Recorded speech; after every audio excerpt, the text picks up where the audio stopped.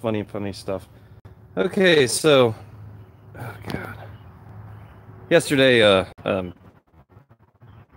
we did some things, a couple of videos, because I shot a couple videos yesterday. I've been trying here. It's gonna kick my ass, but I don't know how today is gonna go. But we're gonna run for it. Um. Anyway, yesterday we got the bearing pressed on to the pinion. And we got the races pressed into the case. We got the new bearing in the race, and we also showed you how to drive that sealant without having to buy a special tool and just using the old one.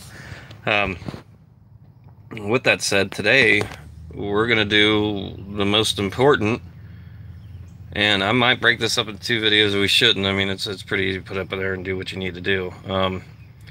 As far as getting everything in spec, we probably will do two videos just because, whoops, I forgot the specs. But I do want to give a shout out to, I believe his name, and I'll double check this, Johnny O'Donnell, on one of my Celica groups, and that guy got me all the info I needed. I had a little spat back. That guy knows his stuff.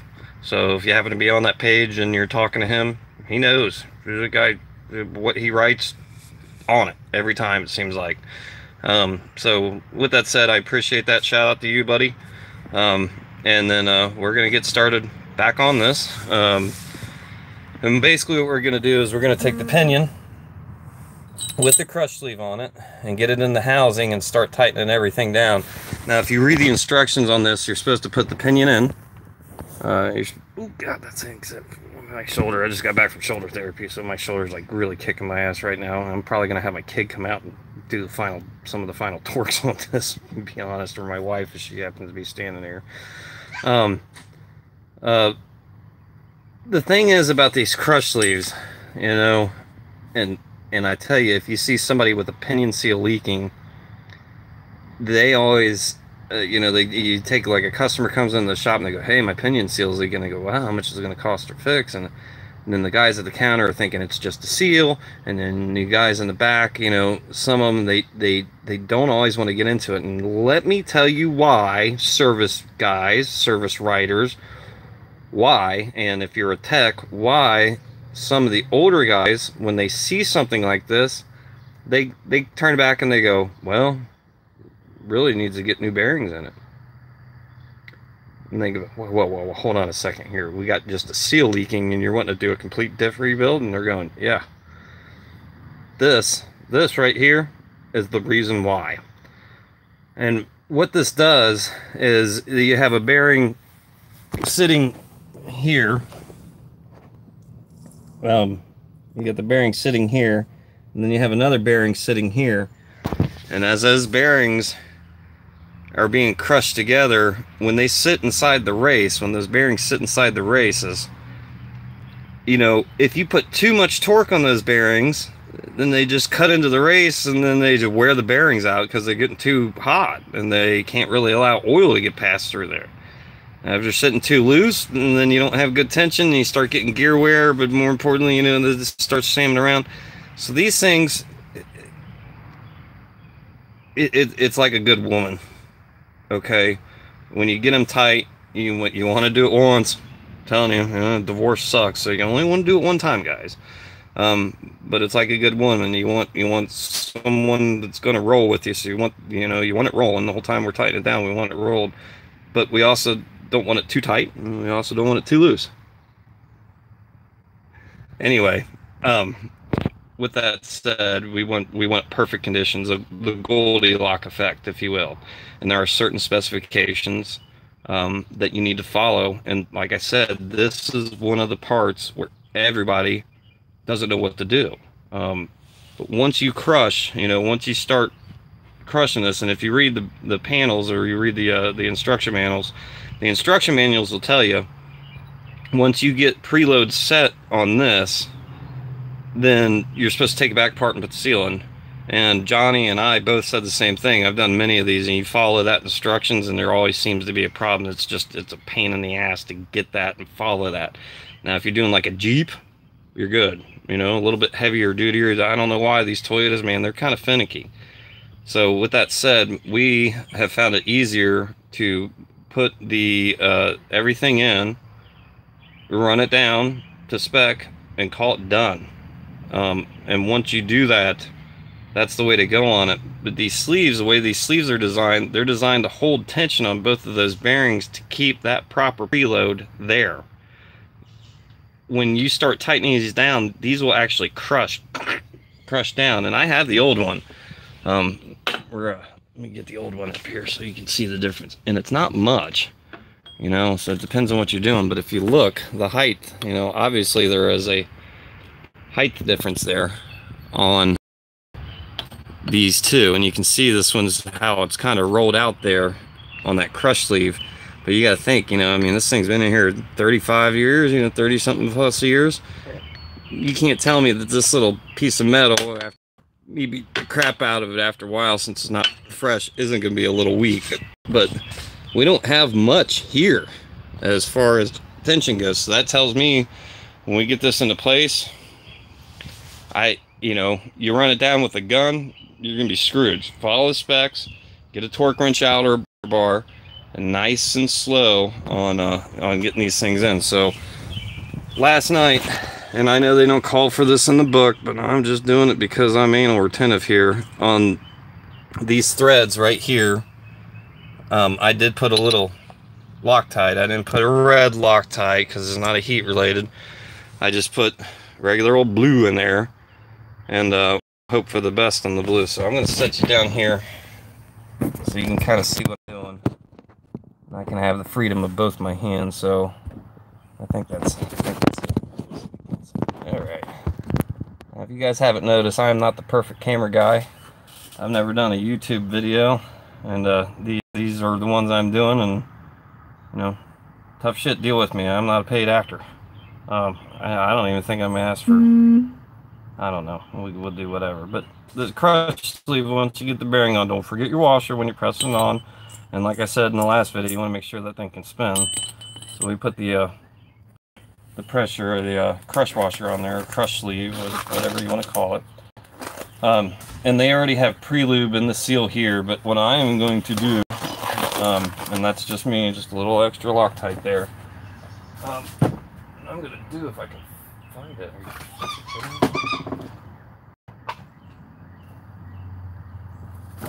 See, and this is what you get for me not being a professional. Just, I need a little squirt of grease here, and appropriated seal grease. You know, bearing grease is fine. There's nothing wrong with bearing grease. I actually like using bearing grease. It seems appropriate because that's, you know, where the bearing sits, and that's what's going to get on the seals anyway. And you don't need a lot. I'm taking a minute to get this stuff. Sorry, I didn't have it pre-prepped. I just forgot about it. So you can see my grease now. Following the instructions, I will do this. Put a little grease on the threads. All right. You know, put a little grease.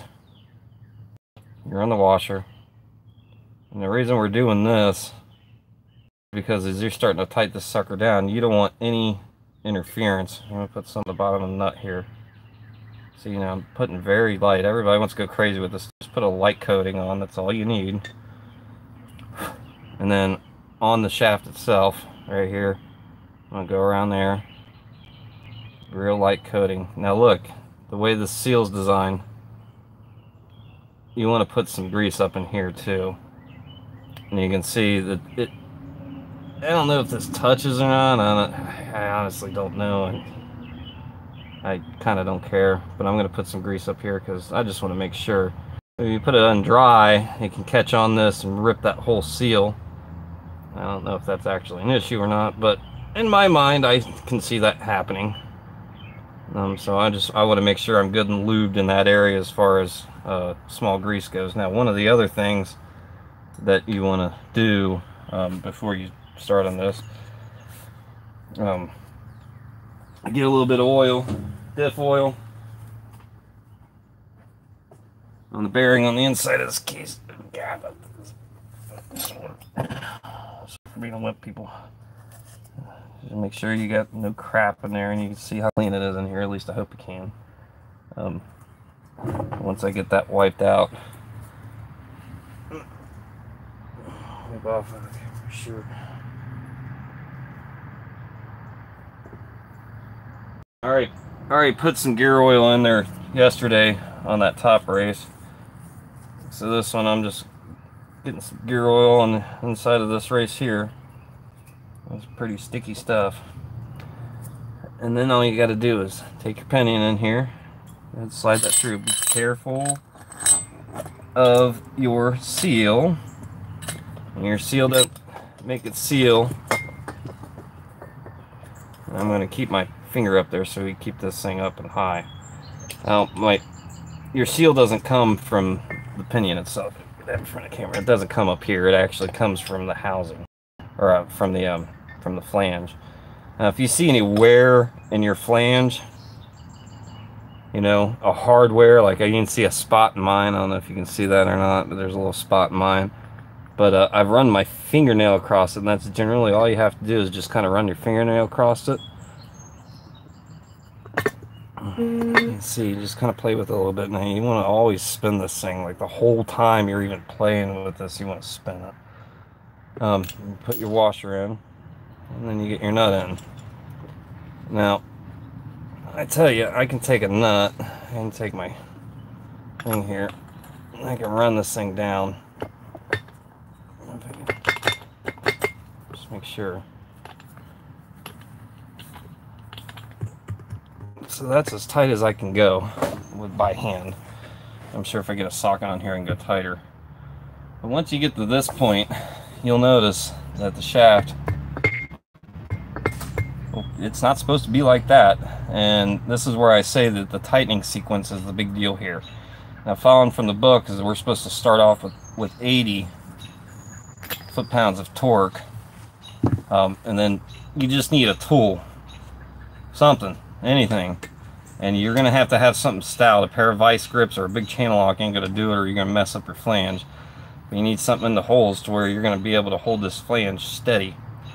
And all we're going to do is slowly start tightening it down, but I'm going to do it right. And I'm getting my torque wrench out, and we're going to torque this thing to 80 foot-pounds as long as my shoulder holds up here. And then we're going to stop the video. If we're looking good at 80 foot-pounds of torque here.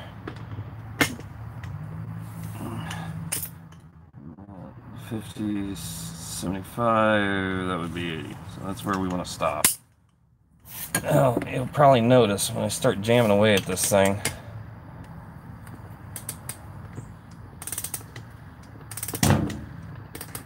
everything, I just want to keep that flange spinning. See, this isn't that bad. I'll let you know how bad this is here in a second.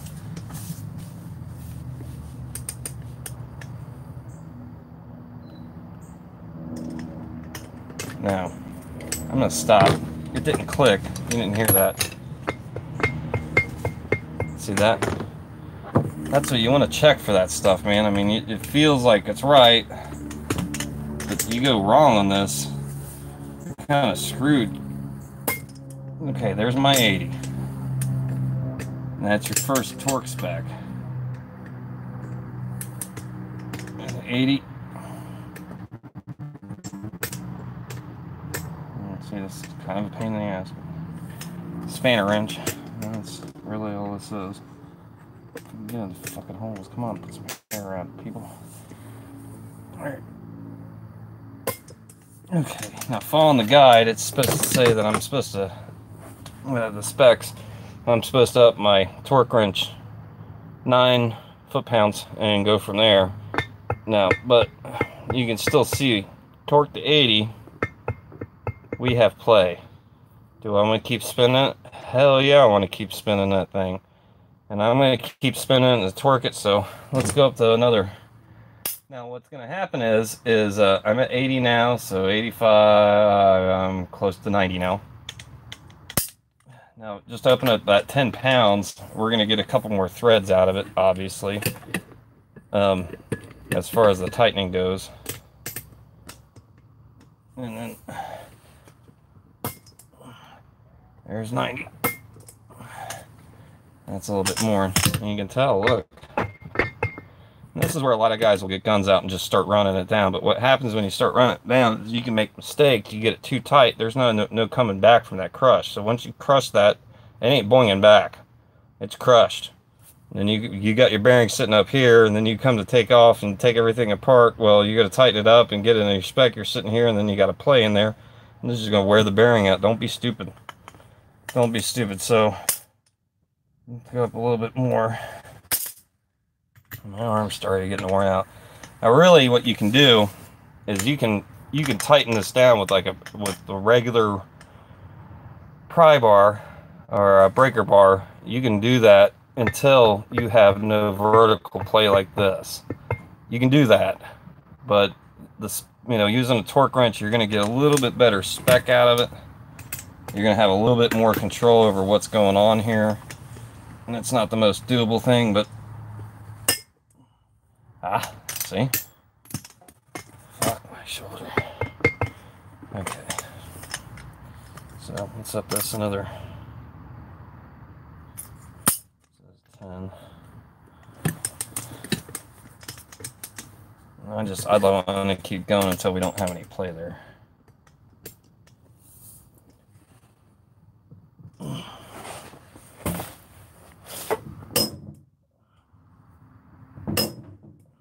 You see?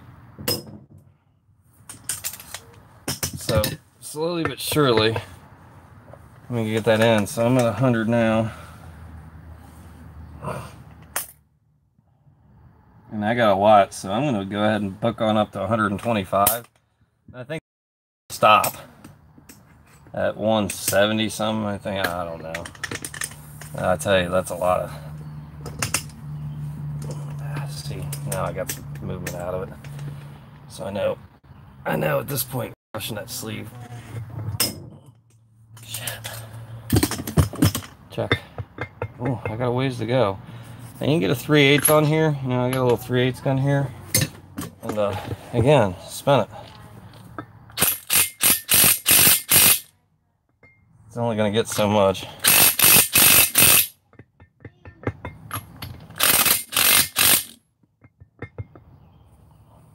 And keep on going. And if you notice, I'm not going to get my half edge out though. I'm just watching my hole and did it move? You can do that, but I tell you right now, if you let go of the flange for whatever reason, and that gun starts going, it's a problem. You can burn the seal out because there's no real oil there. And you got some grease up in there, but it's not the same. So now I'm going to put my breaker bar on because my shoulders are just about done here. I guess I ain't talking when my kids come out. See, I got to move just a little bit more. And we're getting closer, but it's still there. You can hit it with a gun, you can hit it with that, whatever you feel comfortable with. But I'm telling you, you go too far, you're done. You can't come back from that. You just got to take it all back apart, get a new crush sleeve. Hopefully the bearings aren't shot in it, and no seals are worn. All that kind of good stuff. If you go too tight, I'd replace the bearing. Just because you've probably crushed either the race in there, and if you haven't crushed the race in there, then you definitely crushed the sleeve. But you can ruin cages and everything else, and they'll look good. But then you get out on the road, you find out, hey, there's something totally different there. Jesus.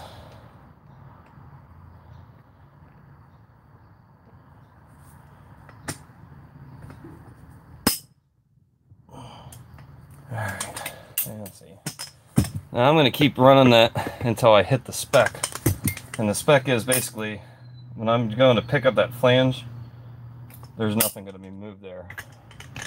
And again, I got a ways to go, so I'm up and I'm at 175 right now. And if